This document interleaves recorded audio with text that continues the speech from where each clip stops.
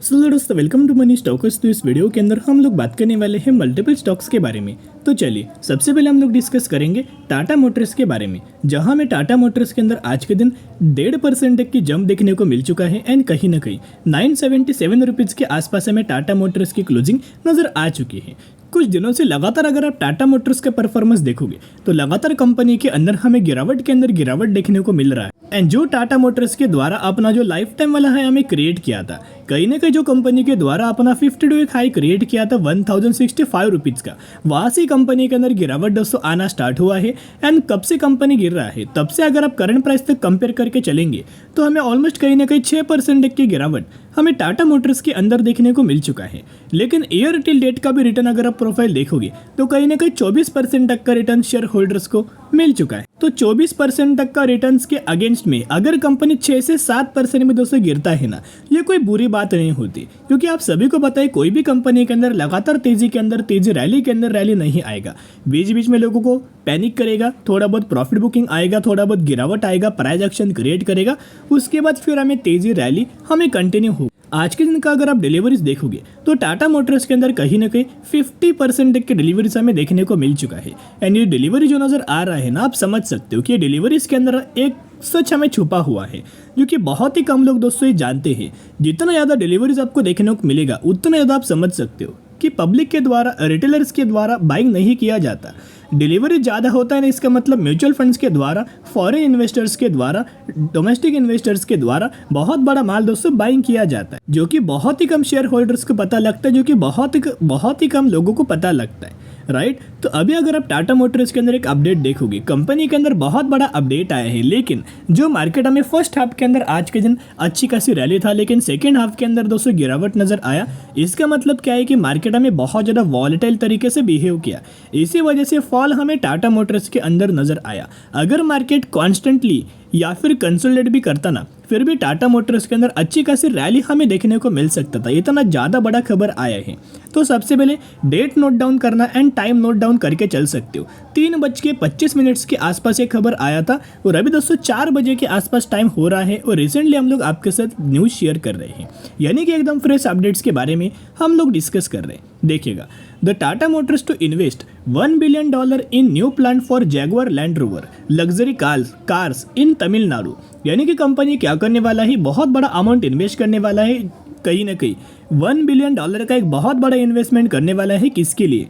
Jaguar and land rover का luxurious car का नया प्लांट कंपनी एस्टेब्लिश करने वाला है और उस प्लांट के अंदर हमें जैगुआर एंड लैंड रोवर का दोस्तों मैन्युफैक्चरिंग नज़र आएगा। बहुत अच्छा खासा मैन्युफैक्चरिंग देखने को मिल सकता है। आपको पता होगा कि जैगुआर एंड लैंड रोवर से कंपनी को करंटली बहुत अच्छा खासा बेनिफिट हो रहा है, लेकिन पिछले 7 क्वार्टर से पहले, प्रीवियसली 7 क्वार्टर से पहले अगर आपने यही JLR का बिजनेस देखा होगा, JLR का परफॉर्मेंस देखा होगा, JLR के नंबर्स देखे होंगे, तो यही वो कंपनी था या फिर यही वो सेगमेंट था जिस वजह से सबसे ज़्यादा बुरा इम्पैक्ट हमें टाटा मोटर्स के अंदर देखने को मिला था। और जैगुआर लैंड रोवर के ही वजह से टाटा मोटर्स एक लॉस मेकिंग कंपनी था।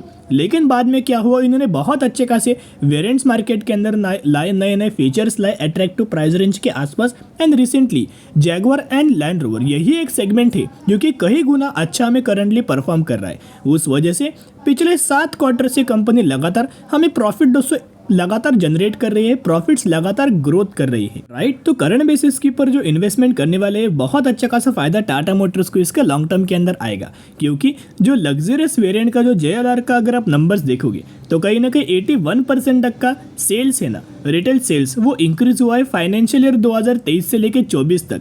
एंड कहीं ना कहीं कंपनी के द्वारा लग्जरियस सेगमेंट के अंदर टाटा मोटर्स ने 4436 यूनिट्स हमें सेल किया गया है, राइट। तो आप समझ सकते हो जो सेगमेंट पहले बिल्कुल भी अच्छा परफॉर्म नहीं कर रहा था, अभी बढ़िया तरीके से यही सेगमेंट हमें परफॉर्म करके दे रहा है। तो दोस्तों आप सभी को पता होगा कि हमें बहुत ही जल्द हर एक कंपनी का Q4 का रिजल्ट आ रहा है। वैसे टाटा मोटर्स का भी Q4 का नंबर्स आने वाले हैं, जिसका डेट कंपनी के द्वारा हमें मेंशन किया गया है। तो टाटा मोटर्स का जो Q4 का रिजल्ट है वो 10 मई को आने वाला है और 10 मई को ही आपको रिजल्ट्स के साथ साथ कंपनी के अंदर दोस्तों डिविडेंड का भी बेनिफिट मिलने वाला है। यानी कि Q4 का रिजल्ट उसके साथ डिविडेंड का बेनिफिट हमें टाटा मोटर्स के अंदर मिलने वाला है। तो अगर हमें टाटा मोटर्स के अंदर डिविडेंड मिलेगा तो कितना मिलेगा वो भी जानना इंपॉर्टेंट है। बेसिकली अगर आप ऑब्जर्व करके चलेंगे दोस्तों, ये हर साल डिविडेंड नहीं देता। 2003 में, 2013 में दिया था, 2014 में दिया था, फिर 2016 में दिया था एंड 2016 के बाद डायरेक्टली 2023 में दिया था। एंड इनका डिविडेंड देने वाला जो रेंज है ना, वो कहीं ना कहीं 2 रुपीज़ का डिविडेंड हमें टाटा मोटर्स के अंदर दोस्तों मिलता है। तो करंटली जो कंपनी ने डिविडेंड का अनाउंसमेंट किया है Q4 रिजल्ट्स के अंदर, उसके अंदर बहुत ज़्यादा चांसेस ये है कि 2 रुपीज़ का बेसिक आपको डिविडेंड टाटा मोटर्स के अंदर मिल सकता है। एंड करंट बेसिस के ऊपर ब्रोकरेज फर्म के द्वारा हमें टाटा मोटर्स के अंदर टारगेट दिया है। ये टारगेट दिया है शेरखान ब्रोकरेज फर्म के द्वारा। एक तो बाइंग रिकमेंडेशन दिया और ब्रोकरेज फर्म का मानना है कि ये कंपनी बहुत ही जल्द 1190 रुपीज़ तक का ऑलमोस्ट हमें टारगेट अचीव करके दे सकते हैं। एंड करंटली जो पैनिक हमें लेवल देखने को मिल रहा है, एक तो सेलिंग प्रेशर देखने को मिल रहा है, और जो टाटा मोटर्स ऑलमोस्ट हमें कहीं ना कहीं 6% गिरा है ना, वो एक न्यूज़ की वजह से, एक खबर की वजह से है। क्योंकि म्यूचुअल फंड्स का मार्च महीने का डेटा अपडेट हो चुका है, यहाँ दोस्तों आप देख सकते हो। तो मार्च महीने के अंदर म्यूचुअल फंड्स के द्वारा हमें माल बेचा गया है, राइट। तो कोई ज़्यादा माल नहीं बेचा, बहुत ही कम दोस्तों माल बेचा गया है। लेकिन अब ये माल बेचने की ज़रूरत क्यों पड़ी? क्योंकि आप सभी को पता है कि बहुत सारे लोगों के द्वारा म्यूचुअल फंड्स के अंदर दोस्तों इन्वेस्ट किया गया था 2020 के बाद, राइट। तो 2020 के बाद अच्छे म्यूचुअल फंड्स, तो अच्छी कंपनीज के अंदर दोस्तों म्यूचुअल फंड्स के द्वारा हमें बाइंग किया गया था। तो म्यूचुअल फंड ने सबसे ज़्यादा जो बाइंग किया था ना 2020 में, वो कहीं ना कहीं टाटा मोटर्स के अंदर दोस्तों बाइंग किया था। तो कहीं ना कहीं इनको अच्छा खासा मुनाफा मिल रहा है। लोगों के द्वारा लगातार दोस्तों म्यूचुअल फंड से एग्जिट किया जा रहा है। म्यूचुअल फंड्स के अंदर दोस्तों ये लोग माल बेच रहे हैं, राइट। तो म्यूचुअल फंड्स का स्टेक कौन कौन सी कंपनीज के अंदर है?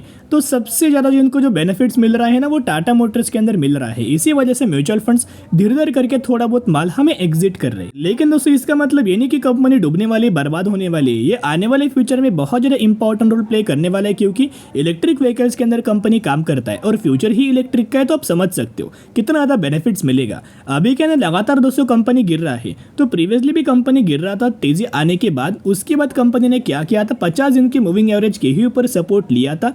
येलो लाइन भी 50 दिन का है, ग्रे लाइन है 200 दिन का मूविंग एवरेज, राइट।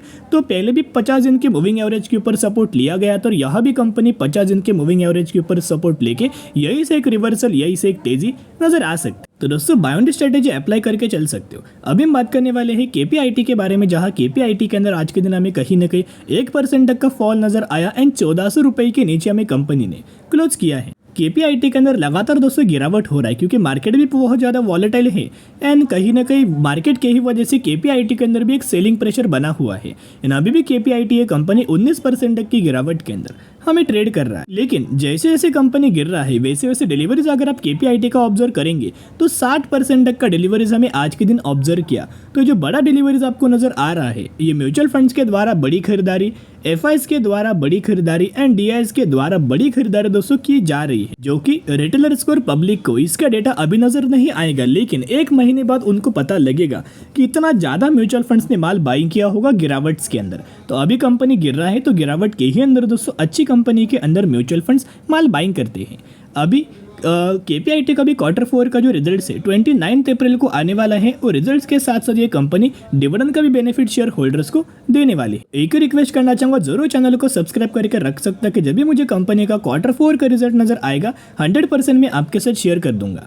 अभी कंपनी का रिजल्ट कैसा आया, तो अच्छा खासा मार्केट तेजी रहेगा। कंपनी के अंदर ओवरऑल रेवेन्यूज का डेटा देखोगे तो लगातार कंपनी का जो रेवेन्यूज है ना, वो ग्रो हो रहा है, राइट। तो कंपनी कोई बुरा नहीं है, फंडामेंटली कंपनी स्ट्रांग है। उसके साथ साथ कंपनी का नेट प्रॉफिट देखोगे तो नेट प्रॉफिट्स के अंदर भी लगातार हर एक क्वार्टर के अंदर हर एक साल बढ़िया तरीके से ग्रोथ देखने को मिल रही है। इनफैक्ट हमें म्यूचुअल फंड्स के द्वारा भी बहुत बड़ा माल हमें लगातार दोस्तों KPIT के अंदर बाइंग किया जा रहा है। जैसे विप्रो के अंदर बहुत बड़ा माल हमें बाइंग किया जा रहा है, वैसे KPIT के अंदर भी बड़ा बड़ा माल हमें बाइंग किया जा रहा है। सिर्फ एक महीने के अंदर माल बेचा था, लेकिन अक्टूबर के अंदर बाइंग किया, दिसंबर के अंदर बाइंग, जैन के अंदर बाइंग, फेब के अंदर बाइंग एंड मार्च के अंदर भी बहुत बड़ा माल हमें बाइंग किया है। तो आप समझ सकते हो ये गिरावट के अंदर जो खरीदारी की जा रही है ना, बहुत जल्द बड़ी तेजी, बड़ी रैली हमें KPIT के अंदर कंटिन्यू होगा। और ये कंपनी कोई बुरा नहीं है, ये कंपनी IT सेक्टर से बिलोंग करता है, लेकिन जो सर्विसेज है वो ऑटो सेक्टर को प्रोवाइड कर रहा है। इसी वजह से सबसे ज़्यादा बेनिफिट हमें KPIT को ही मिलता है। एंड रिसेंटली KPIT के अंदर टारगेट्स हमें दिया गया है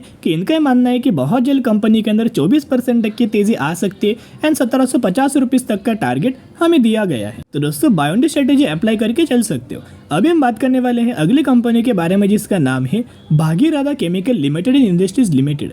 तो बेसिकली ये कंपनी कहीं ना कहीं 1960 रुपये पर ट्रेड कर रहा है और मैक्सिमम में 180% तक का रिटर्न शेयर होल्डर्स को बना के दे चुका है। ये वही कंपनी रिसेंटली कंपनी ने 1:10 रेशो का स्प्लिट अनाउंसमेंट किया है जिसके अंदर आपको 1 के बदले 10 शेयर मिलने वाले हैं। तो जरूर कंपनी के बारे में स्टडी एनालिसिस करके चल सकते हो। चलो दोस्तों आज के लिए इतने। अगर आपको ये वीडियो पसंद आए जरूर वीडियो को लाइक और चैनल को सब्सक्राइब करके चल सकते हो। फिर मिलेंगे, बाय।